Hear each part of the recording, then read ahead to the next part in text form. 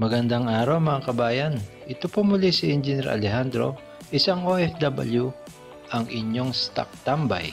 Muli handang magbahagi ng kwentong kalakal at kuro-kuro mula sa Philippine Stock Exchange. Kung bago ka pa lamang sa akin channel, huwag kalimutan mag-like, subscribe, share, at pindutin ang notification bell para updated ka sa bagong videos na aking i-upload. And we are ready and all set, so let's get started with the Philippine Stock Exchange Index. PSEI Index opened at 6,692.95, went as low as 6,645.28, and went as high as 6,729.14 and closes at 6,729.14. which is 0.57% above the previous day closing. Okay, so kung titingnan natin guys, no? Okay, so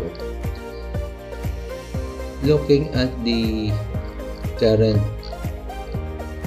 or the latest move of the PSEI, for me, medyo nakakakita na tayo ng konting improvement, although yung kanyang trend channel is dito pa rin. But the thing is, kung makikita natin yan, nag-bounce, nauntog siya dito and then nag-bounce siya rito sa level na to. However, ano ang nakikita nating magandang movement dito sa closing ng linggong ito? Okay, so assuming na andito yung iginuhit natin previous support level niya, meron dyan yan. So, hopefully, ayan. So, andito ang kanyang support area. Now, ito yung kanyang lowest, current lowest level. Then, nag-bounce, nauntog, and nagkaroon ng profit taking. However, huminto siya dito, which is higher than the previous low.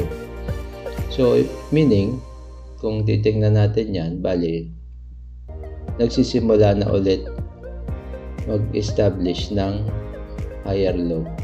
And the good thing here is itinutulak na niya above doon sa support area na i-drawing natin. Okay, so if next week ma-retain niya itong level na to, kitang-kita naman natin dito, itinulak niya ulit pataas, meaning ini-establish niya talaga na ma-maintain yung support area or level na to, which is ito ang overall movement ng ating mga individual stocks. Okay, so majority, ibig sabihin majority is tinulak siya pataas. So titingnan natin yan dun sa movement ng ating individual stock. However, ang initial assessment nga natin dito, medyo nakakakita na tayo ng magandang movement after a long duration of profit taking. So medyo mahaba to, no? So gano'n naman ang cycle ng ating stock market. Aakyat, then magpapahinga, profit taking, pag naubos na, magbabounce and will go up again until magkaroon na ng enough profit ang mga investor at kukuha na naman. So repeating cycle lang yan, no? Kaya kailangan you have to be aware of the cycle and para matimingan mo kung kailan ka dapat bumibili at kailan ka dapat magbenta. And most importantly, kailan ka dapat nag-aantay. Okay? So let us proceed to our first individual stock, which is Ayala Corp. Okay, so Ayala Corp. Basically, reflection din yan ng ating index. Okay, so ito yung ating trend channel kamukhang kamukha yan. So nauntog siya, then nag-bounce, pero nagkaroon siya ng support level dito sa area na to. Okay, so meaning dito siya nag-bounce or nag-establish ng support level, and kamukha din ng ating PSEI index, itinulak yan sa closing. So basically malaki din kasi yung composition ng mga top 20 big caps natin. So basically sila yung naka-apekto dun sa ating index. Okay, so as I have said, medyo nakakakita na tayo ng konting pagbabago or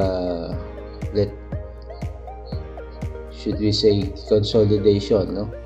Medyo nag-establish na ng support, and then susunod na cycle niyan is consolidation, then upward movement. Okay, so tingnan natin yung MACD. Okay, so MACD cross up, iintay na lang natin yan na maging bullish and to go above zero level, and we will expect na magtutuloy-tuloy na yan at babalik sa upward trend. Okay, moving averages. So meron ng mga nasa ilalim, so starting to bend upward na yan. So once magtuloy-tuloy yan, it will continue to bend upward, and hopefully itong mga candles natin will go above these moving averages, and if that will be the case, magsaserve siya as the multiple support ng ating mga candle. Okay, that is the time it will push up, and we will enjoy the benefit of gaining more profit if that is the case. Okay, so shortly lang, no?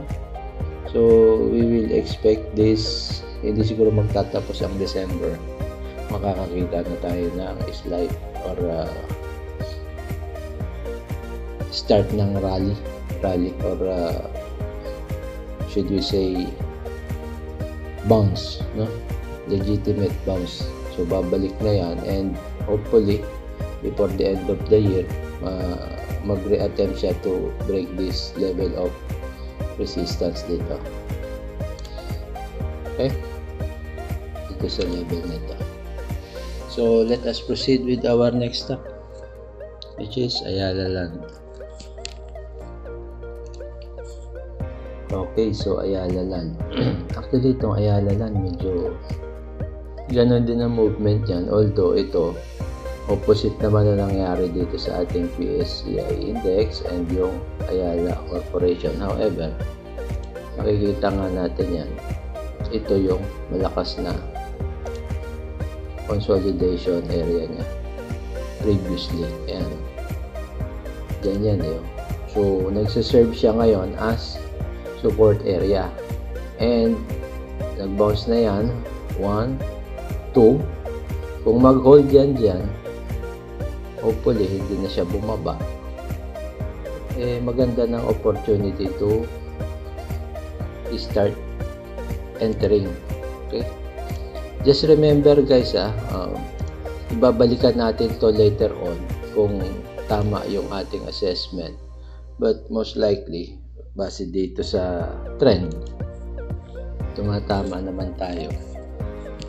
So if we'll be able to practice or realize yung ating or adapt yung ating method, then hopefully hindi lang ako yung nakakakuha ng gain, but of course I was able to share it with you. So basta ano na lang ninyo, follow na lang kayo kung may nakukuha kayong benefit dito sa ating channel, and hopefully sama-sama tayong nakakakuha ng profit and nakakaiwas na mahulog sa downtrend, no? At maging negative ang ating portfolio. Okay, so tingnan natin yung kanya MACD. MACD, cross up, waiting na lang tayo para maging above, waiting to go above zero level, and yung ating moving averages medyo malapit na yan, nag-bend na, nag-start na siya mag-bend. So konting push na lang kasi continuous naman ang buyback nitong Ayala Land. So hopefully magsasabay din yan, malakas naman itong magtulak kung sakali. And I'm sure itong Ayala Land and Ayala Corporation almost the same yung kanyang movement. However, for this day, hindi nga dahil meron namang nag-profit taking, pero mabilis naman niya mag-bounce back. Okay, so next stock tayo, which is BDO. Let us take a look quickly. Ano nangyari kay BDO? So BDO, yung kanyang short trend line is ito. So below the trend line siya, however the same thing, meron na siyang bounce dito. So kung nag-bounce na siya dito sa area na to, meaning okay, so nag-attempt na siya to go back in this area of or this trend line. Now kung dito siya huminto dati, basically merong support area previously. Sige, lagay na natin dito. So nag-i-establish din. So almost all of the stocks we are monitoring, as I've said, puro big caps stocks nga lang para medyo mababa ang risk. Marami nagtatalo ng stocks dyan, kagaya ni dito, ni SP and EC. Hindi natin pinapasok yan, mga volatile kasi masyado. So reliant siya sa ingay or sa news or catalyst kung tawagin, ano. Then kaya nga if we will be able to manage the risk or lower the risk na pinapasok natin, and at least yung profit natin is fair enough to stay in the market, and I'd rather choose to have a lower expectation of profit than ma-trap tayo dun sa sa mga risky high risk stocks, no? Ma-avoid natin maipit na matagal. Okay, so basically, okay, so magko-consolidate siya rito, almost consolidation na nga ito, bumalik lang dito, but if it will not go below this level of support, then we will expect na mag-continue yan to push up at sumabay dun sa galaw ng ating ibang big caps. Okay, then move forward tayo. Okay, sorry, hindi. Tingnan pala natin muna yung yung MACD. So MACD, ganun pa rin. O malapit na siyang mag-above zero. Then yung moving averages niya, I think, meron na. Malaki na chance na ito, guys. Makakabalik na to. Nagtatalo-talo na lang dito sa area of support. So, but basically, malakas na yan. So, punta tayo sa next stock, which is ating pinakabida sa lahat na stocks, Jollibee. Let us see yung kanyang trend line. Trend line na Jollibee, very positive, no? Wala kang dapat ikatakot kay Jollibee dahil nasa loob pa siya ng shorter trend line, and kung titignan mo naman yung kanyang na-establish na support level or zone, andito yan within the support zone siya, no? Kahit sabihin mo na nandyan, so pasok pa rin yan, and medyo malakas kasi nga within the trend line siya. So if we are going to look at the MACD, very close na siya dun sa zero level and about to cross up again, no? So malapit na din siya mag-positive, and hopefully kung nakapasok ka pa rin dyan, hintayin mo na lang, and it will continue to go up and try to break this level of resistance at 279.61. Okay, moving averages niya. Okay, so projecting upward na yan, guys. Kaya magaling yung aking kaibigan dito, talagang long term investor siya. Imagine, ang haba ng itinaas niya at nakakuha na siya ng maraming dividend. Okay, so move forward tayo. After JFC, we're going to look at JGS. JGS medyo patuloy na naguhukay siya, medyo laggard, no? Hindi magandang pinapakita ng JGS, although nagkaroon siya ng 10% previously last week na spike. Bumalik naman agad, so hindi pa rin maganda, ano? So ang tinignan natin dito yung kanyang mga level of support previously, and dito yan, eh. So hindi niya kasi kinayang basagin niya, and binutas pa niya. Instead of going upward, bumutas pa siya pababa. So very cheap na itong stock na to. What you just have to do is abangan kung kailan siya mag-reverse, or kung tawagin nila capitulate, eh. Kasi malakas to, malaking gain if ever na makapasok ka dun sa reversal. Lalim, mo, imagine, no, nasa 21.2 na siya, pero ang highest niya na inabot is 90, which is times 4, more than 4 times ng kanyang current price. And considering na part of the big stock itong stock na to, and Gokongwei Group, hindi ka malulugi dito. So it appears that this stock is very cheap. Okay, so going downward, bearish pa rin siya. So we'll just have to keep monitoring and wait until magkaroon na ito ng reversal. Okay, so tinutulak pa rin siya pababa. Maybe walang masyado support, walang masyadong volume, eh.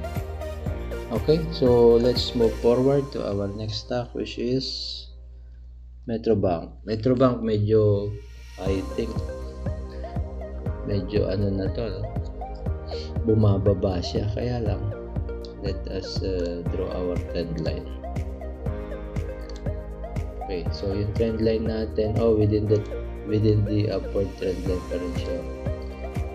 Kanina kasi nagpo-project siya lower, pero may tumulak pala sa kanya paakyat. Okay, then yung support zone naman niya, dito siya huminto. So basically andito yung kanyang support zone, sakto lang dito yan. So bumaba siya dati, pero nag-bounce dito, bumalik siya, nakabawi, eh. So dito yung isang support zone niya. Okay, so ang appearance niya is bullish pa rin, within the trend line, and bumalik siya dun sa ating support zone at this level. Okay, and yung candle niya is, it appears na bullish pa rin, no? Maybe because early next year yata merong meron na namang dividend. So most likely pagka hawak mo to, pwede mong intayin yung dividend. Medyo mataas din kasi to, around 10% I think, kung magbigay ng dividend. And yung MACD natin is projecting upward, medyo nag-sideways lang ng konti, pero nasa ibabaw na yung blue, which is positive na, no? Kung umakyat na siya, obviously umakyat na rin yung mga candles niya. So it's only a matter of time para mag-recover, kasi ang appearance dito is consolidation pa, no? Papahinga pa, masasabayan dun sa ibang mid cap big cap stocks natin pagka ano. Okay, so moving averages, okay pa naman siya. Okay, so dito nagkakaroon ng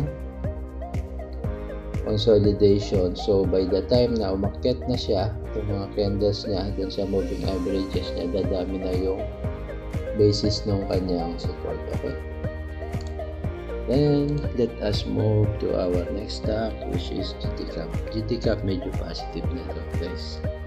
Okay, so may tumulak ko. Pagka talaga big cap stocks, hindi ka matatakot mag-hold. Basta monitor mo lang, and kung oras na para mag-take profit ka na. Ito yung long term, no? However, tingnan natin sa short term. Masyado mahaba yan eh. So in the short term, pasok pa din siya. Ito yung kanyang trend channel. Pwede pa natin akyat yan, pero dyan na lang mo.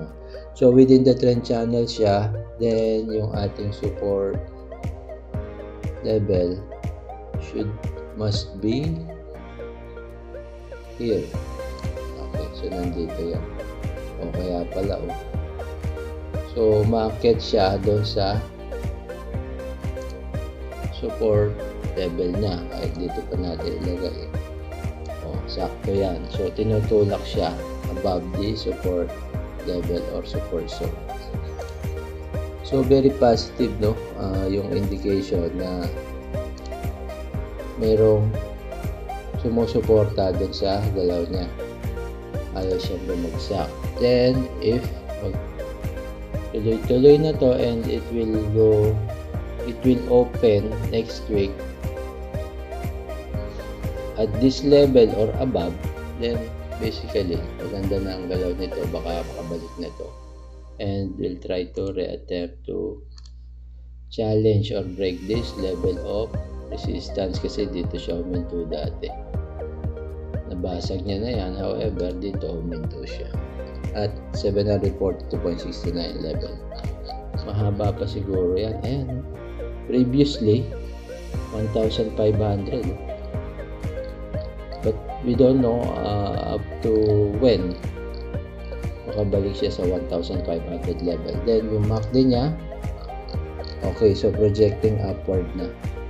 Okay, so let us give it around 2 to 3 weeks. Makikita naman natin yung galaw. Then yung moving averages niya, okay, so malapit na guys, projecting upward na yung ating 14 days. So kung tinulak niya 1, 2, 3, 4, apat na yung nalampasan niya, and if mag-continue, very easily kaya niyang basagin tong remaining 2 moving averages na ito. Okay, okay, so let us proceed to the next step, which is last but not the least, our pinakamalakas gumalaw to previously. Talagang pag tinulak to, talagang akyat eh. So guys, ito yung ating SMPH, no? SMPH, ang appearance niyan is projecting downward. However, kung titingnan ninyo yan, bakit diyan humihinto? May support level yan kasi previous support na yan. So ibig sabihin, malakas yung support dito kay SM sa level na to. Okay, so ilang beses na paulit-ulit dito. So basically diyan siya nag-establish ng malakas na support level or support zone. Now, kung ipo-project natin yung kanyang trend channel, tingnan natin kung makakabalik pa ba siya dyan, kasi malayo yan Baka later on, pagka umakyat na ulit, mag-establish na ng panibago. Kasi kung iintayin mo pa siya umakyat, bumalik dyan sa level na yan, baka medyo mahirapan. Kasi if we are going to project this long-term trend, malayo pa. Okay. That's why, kung medyo matagal ka na sa market, makita mo na nandito na sa level na to si SMPH, then makikita mo, ang mura na pala niya.